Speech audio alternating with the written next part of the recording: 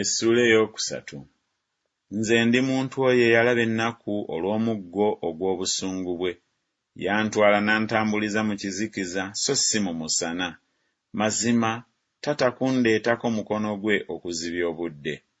Omubiri gwange n'eddiba lyange abikaddiyizza, amenya amagumba gange. Anzimbiddeko n'anneetoolooza omususa n'okulumwa. Antuuzizza mu bifo eby'ekizikiza ng'abo abaafa edda. Ankomedde n'okuyinza n'essinza kufuluma, azitoyezza olujegere lwange. Weewaawo bwe nkaaba ne nkuba enduulu okubeerwa, aggalira okusaba kwange. Akomedde amakubo gange n'amayinja amateme, akyamizza empitiro zange. Ali gye ndi ng'eddubu eteega, ng'empologoma eri mu bifo eby'ekyama. Akyamizza olugendo lwange, n'antaagulataagula, ansamalirizza. Anaanudde omutego gwe, n'anteekawo kuba ssabbaawa w'akasaale. Ayingizizza mu mmeeme yange ebiri mu mufuko gwe.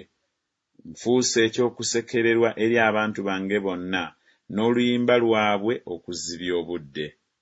Anzikusizza obubalagaze, annyiyizza abusinso, era amenya amannyo gange n'oluyinjayinja, ambisseeko evvu.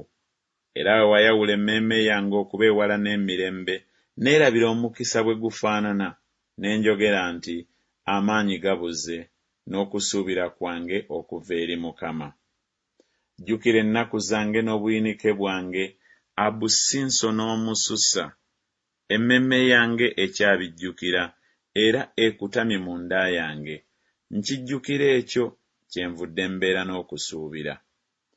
Kwe kusaasira kwa Mukama ffe obutamalwawo, kubanga ekisa kye tekiggwaawo, kiba kijja buli nkya, obwesigwa bwo bungi. Mukama gwe mugabo gwange, emmeeme yange bw'eyogera, kyennaava musuubira. Mukama aba mulungi eri abo abamulindirira, eri emmeeme emunoonya. Kirungi omuntu okusuubiranga n'okulindiriranga obulokozi bwa Mukama ng'ateredde.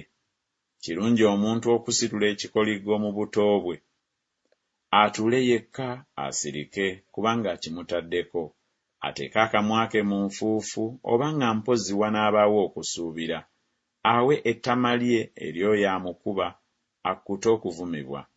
Kubanga Mukama talisuula ennaku zonna, kuba newaakubadde ng'aleeta obuyinike, naye alikwatibwa ekisa ng'olufulube lw'okusaasira kwe bwe luli. Kubanga tagenderera kubonyaabonya newaakubadde okuluma abaana b'abantu.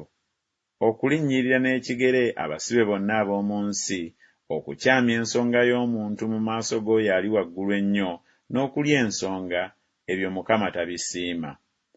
Ani oyo ayogera ne kituukirira, Mukama nga takiragidde? Mu kamwa k'oyo ali waggulu ennyo temuvaamu ebibi n'ebirungi? Omuntu omulamu yeemulugunyiza ki omuntu olw'okubonerezebwa olw'ebibi bye? Tukebere, tukeme emitima gyaffe, tukyukire nate eri Mukama. Tuyimuse emitima gyaffe wamu n'engalo zaffe eri Katonda mu ggulu. Tusobezza era tujeemye, tosonyiye. Otubiseeko obusungu n'otuyigganya, osse so tosaasidde. Weebisseeko ekire, okusaba kwaffe kuleme okugguka okutuukayo. Otufudde ng'empitambi n'ebisasiro wakati mu mawanga. Abalabe baffe bonna batwasamidde nnyo akamwa kaabwe, entiisa n'obunnya bitutuuseeko okunyagibwa n'okuzikirira. Eriiso lyange likulukuta emigga egy'amazzi olw'okuzikirira kw'omuwala w'abantu bange. Eriiso lyange litonnya, terirekaayo, terita n'akatono, okutuusa Mukama lw'anaatunula wansi n'alaba ng'ayima mu ggulu. Eriiso lyange linakuwaza emmeeme yange olw'abawala bonna ab'ekibuga kyange. Bancoccedde ddala nnyo ng'ennyonyi ababa abalabe bange awatali nsonga. Bamazeewo obulamu bwange mu nju ey'obunnya, era bansuddeko ejjinja. Amazzi gaakulukuta ku mutwe gwange, ne njogera nti mmaliddwawo. Nakaabira erinnya lyo, Ayi Mukama, nga nnyima mu nju ey'obunnya eya wansi ennyo, n'owulira eddoboozi lyange. Tokissa kutu kwo kussa mukka kwange okukaaba kwange. Wasembera ku lunaku kwe nakukaabirira, n'oyogera nti, totya.